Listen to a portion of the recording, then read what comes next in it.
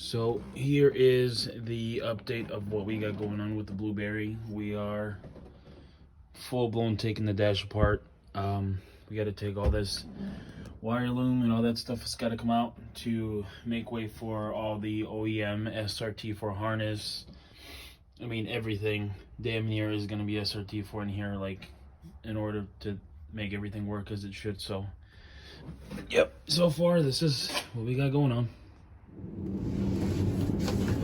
Okay, so we've already taken the the plastic piece off the dash, which was a pain in itself, but now we're going to take away a lot of the like the actual bracing of it here, just to kind of get us more room and kind of get us more space. There's a lot of other wires like here that run to the body harness. Part of this is going into the engine bay.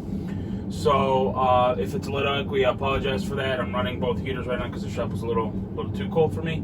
So I just didn't want you to hear that echo in the back. But yeah, so we want to keep this part intact, like the controllers for the HVAC, just because there's so many moving parts, so many little screws. So I want to keep that intact for right now. But like I said, a lot of this body harness and engine harness is going to have to come out anyways. So right now, this is what we're working with, and I'll show you guys an update as soon as I get farther along. It does look like I have to remove 1, 2, 3, 4, 5, 6, 7, 8, 9, 10, 11. About 11 or 12 bolts just to get this crossbar out.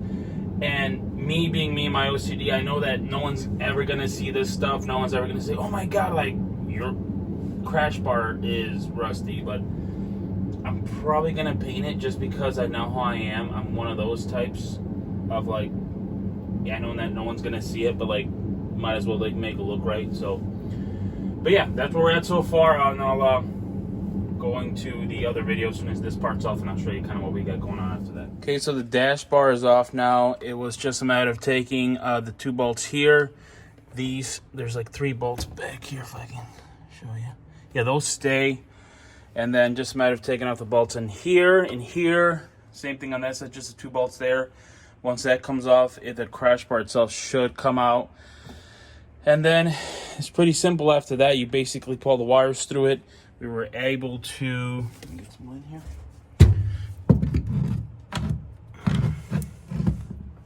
We're also able to so these are for the doors. So I have power doors. I'm gonna have to figure out when the actual dash harness is in, the body harness is in. I'm gonna have to figure out how to wire those and wire them together in order for those to work correctly. But as you can see, that big hole right there is the engine harness going to the dash, so that part's off. So we're getting it.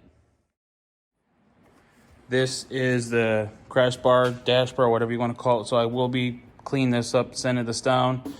These have like this air ducting is like 1 screw right there, and then the one on the other side for out here, and then they basically come off after that. But there's that. There is the engine harness right there, pulled together as intact as I could without having to really cut too much. That's what the engine bay looks like as we speak right now. So I also want to kind of rerun some of these lines here. I think this is the one I want to redo. No, it's this one, I'm sorry. Kind of run it a certain way to keep everything away from the heat as much as possible for the brake lines. But so far, here's what it looks like. Slowly but surely we're going to get it.